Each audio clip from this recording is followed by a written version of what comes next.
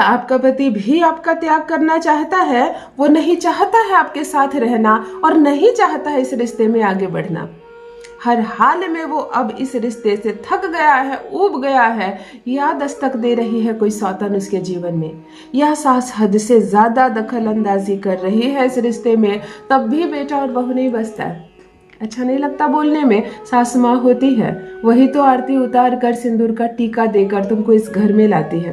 वही तो सर्वप्रथम तुम्हें देखने जाती है और कहती है हाँ ये लड़की मुझे पसंद है, मेरे घर की बहू बनने के लायक है।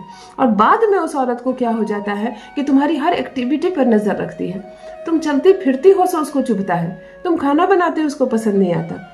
और खुद को संतुष्ट करने के लिए, अपने क्रोध को शांत करने के लिए वो तुम्हारे और तुम्हारे पति के बीच कुछ ना कुछ काम करते रहती है, जिससे कि तुम दोनों की गोटी ना बैठे, तुम दोनों का बात साझा ना हो, जीवन साझा ना हो। पति अगर तुमसे प्रेम करने लगता है, तुम्हारी बात मानने लगता है, तुम्हारे पक्ष में बोलने लगता है, तब सास का दिल दुखता है, कहीं मेरा बेटा इसकी तरफ ना हो जाए।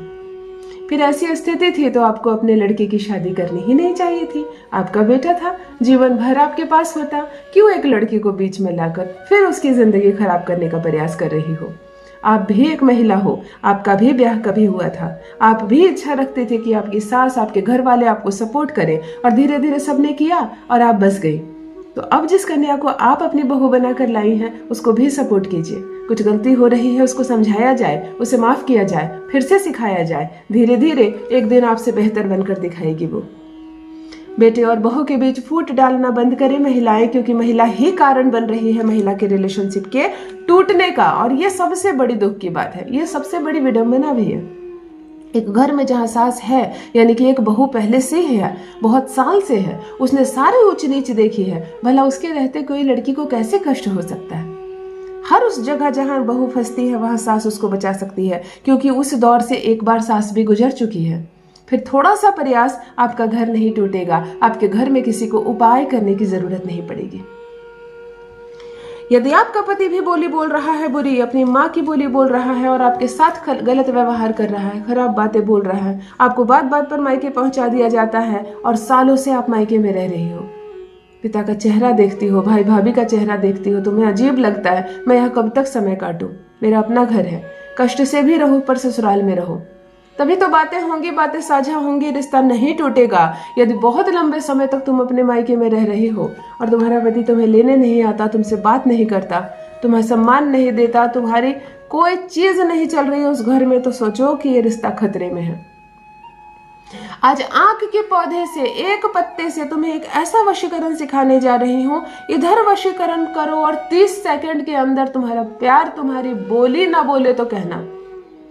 वही पति जो तुमसे 1 मिनट बात नहीं करता है, तुम्हारे पास नहीं बैठता है, तुम्हारे पास ही बैठा रहेगा, 1 मिनट तुम्हें छोड़कर नहीं उठेगा, तुम्हारे कदमों में गिरेगा, तुम्हारी बोली बोलेगा, पूर्ण रूप से तुम्हारा पति रहेगा तुम्हारे वश में। देखो कैसा अद्भुत वशीकरण आज सिखाने जा रही हूँ। पूर्ण विश्वास के साथ करना, उपाय की जीत बाद में होती है, तुम्हारे विश्वास की जीत प्रथम होती है। यदि फोन पर ब्लॉक कर दिया है उसने तुमको, नहीं बात करने का इच्छा होती है उसको, नहीं बात करता है, ना तुम्हारी सुध लेता है, ना तुम्हारे खर्चे उठाता है, तुम्हारे पास बच्चा भी है उसको भी देखने नहीं आता, तुम उन जोड़ों को देखकर प्रसन्न होती हो जो साथ है, सामंजस्य से है, तुम्हें लगता मेरी क्या जोड़ी, उससे भी खूबसूरत जोड़ी तुम्हारी होगी, तुम्हारे मायके आएगा, सम्मान से तुमको ससुराल लेकर जाएगा, दो दिलों के बीच जो दूरियां बढ़ गई हैं नजदीकियों में बढ़ेगी, प्रेम बढ़ेगा, सामंजस्य बढ़ेगा, तुम्हारा पति तुम्हें मान सम्मान देगा और तुम्हारे वश में होगा। जान लीजिए प्रथम मैं कौन हूँ। नमस्कार दोस्तों, मैं हूँ खुशबू सिंह। बहुत स्वागत, बहुत अभिनंदन करती हूँ आप सबका अपने YouTube चैनल ज्योतिष ज्ञान में। कैसे हैं आप और घर में सब कैसे हैं? मेरे कमेंट सेक्शन में जय माता दी, हर हर महादेव अवश्य लिखें, अपनी खैरियत मुझे जरूर बताएं। पढ़ती हूँ हाथ की रेखाएं, पढ़ती हूँ जन्म कुंडली, और आप कुछ ना कहें तो आपका चेहरा भी पढ़ लेती हूँ। करम है, कृपा है ऊपर वाले की, प्रेम है आप सबका। जुड़िए ज्योतिष ज्ञान चैनल से। जो भी नए भाई बहन चैनल पर पहली बार आए हो, मेरे वीडियो को पहली बार देख रहे हो, मुझसे प्रथम बार मिल रहे हो, चैनल से जुड़िए, सब्सक्राइब कीजिए, मेरे परिवार का हिस्सा बनिए।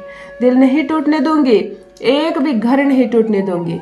चाहे रिश्ता अंतिम कगार पर पहुंच गया हो, चाहे बात बात पर उलझने बढ़ रही हो दोनों के बीच, चाहे सिर्फ झगड़े और लड़ाइयां हो रही हो, तब भी सुधर जाएगा ये रिश्ता। यकीन मानो सब कुछ बहुत खूबसूरत हो जाएगा। किन चीजों की आवश्यकता है? वशीकरण शास्त्र में जो पत्ता सर्वश्रेष्ठ माना जाता है वशीकरण के लिए, वो है आंख का पत्ता, मंदार का पत्ता, अकवन का पत्ता। इसे बहुत अलग अलग नामों से जाना जाता है। गूगल में सर्च करके इमेज अच्छे से देख लोगी, समझ लोगी। इसको तोड़ने से दूध निकलता है। आंख का फूल भगवान शिव को भी अर्पण होता है। अद्भुत है वशीकरण में। एक अच्छा स्वच्छ बड़ा पत्ता लेकर आओगी। रोली कुमकुम को घोल कर पेस्ट बना लोगी पानी के साथ। पति की एक तस्वीर तुम्हें चाहिए, वो भी 3 वर्ष से पुराना नहीं होना चाहिए। पति का जो चेहरा दिखे साफ साफ तस्वीर में नजर आनी चाहिए, आंखें बिल्कुल साफ होनी चाहिए। वशीकरण में चीजें बहुत सार्थक है, बहुत मायने रखती है। कोई भी चीज अपने मन से ना ज्यादा करोगे ना कम करोगे, जो कहूं वही करना, जितना कहूं बस उतना ही करना, असर तुरंत नजर आएगा। इस पत्ते को धोकर पोंछकर पूरी तरह से सुखा लेना। कुमकुम को जो तुमने घोल कर पेस्ट बनाया है, अपनी शुक्र की उंगली, ये जो उंगली होती है कनिष्ठा के ठीक बगल वाली शुक्र की उंगली होती है, इस उंगली से इस आंख के पत्ते पर लिखना वशम, व ऊपर बिंदी, वशम। ठीक है, इसको सूख जाने देना। थोड़ी देर के बाद ये सूख जाएगा। इसके ऊपर तुमको एक फोटो रखनी है अपने पति की, और फोटो सहित इसको रोल करके बीड़ी बना देनी है ना। एक बीड़ा बना देना है, ऐसे रोल देना, मतलब फोटो वशम के अंदर रखकर पत्ते को रोल करके बीड़ा बना देना और कलावे से बांध देना। कलावे से इसको बहुत अच्छे से गाढ़, जैसे संदेश पत्र होता है ना, वैसा बन जाएगा। लो, तत्का तैयार हो गया पति को वश में करने का। यह उपाय सुबह में 10 बजे से दोपहर 12 बजे के बीच, यानी 2 घंटे के बीच हो जाने चाहिए। ऊर्जा बहुत हाई वाइब्रेशन में होती है, सूर्य का प्रकाश चमकता हुआ रहता है। 10 से 12 के बीच कर लेना, किसी भी दिन, सोमवार से शुक्रवार किसी भी दिन। पीरियड में नहीं करना है, स्वच्छता का ध्यान रखना है। जब करो तो नॉनवेज नहीं खाना है और कुछ भी खाना नहीं खाना जब तक यह प्रयोग न कर लो। जल भी मत पीना। 10 से 12 के बीच यह प्रयोग कर लेना। तत्काल हाथ में ले लेना, पति की अनुभूति करना और 3 बार उसका नाम लेना। प्रथम उसको देखने का प्रयास करना, उसका जब चेहरा देखने लगे तब इस मंत्र का जप करना, इस तत्के को एक्टिव करना। आपको कहना है ओम ह्रीम ह्रीम, सामने वाले का नाम वशम भू नमः। 108 बार इस मंत्र का जप करोगी। जहां सामने वाले का नाम मैंने कहा, वहां पति का नाम लोगी। लो जी, तैयार हो गया ये तत्का। इस चीज को आज संपूर्ण दिन ये तुम्हारे शरीर के बहुत नजदीक रहेगा, यानी कि अपने आंचल में इसको बांध लेना, अपने आंचल में इसको गांठ बांध देना और दिन भर ये तुम्हारे पास रहे। जेब हो, जेब में रख लेना, जीन्स पहनती हो तो पॉकेट में रख लेना, परंतु ये तुम्हारे समीप रहे, इसकी ऊर्जा तुम्हारे समीप रहे। आज दिन भर के बाद रात्रि भी सोओगी तो ये तुम्हारे साथ ही रहेगा और अगले दिन, ठीक अगले दिन इसको जल में फेंक देना है। ना अग्नि में डाल देना, ना किसी गलत या गंदे जगह पर, केवल और केवल इस बीड़े को जल में फेंक देना। ये प्रयोग इतना अद्भुत है। आंख का पौधा किसी भी चीज को अपनी ओर वश में करने के लिए सार्थक माना जाता है। तुमने पति की तस्वीर भी दे दी है पहचान के लिए, वशम लिख कर। देखो कैसे नहीं होता है वो तुम्हारे वश में। अपना अनुभव मेरे साथ भी अवश्य साझा करें। रखिए अपना ख्याल, रखिए अपनों का ख्याल। बहुत बहुत धन्यवाद।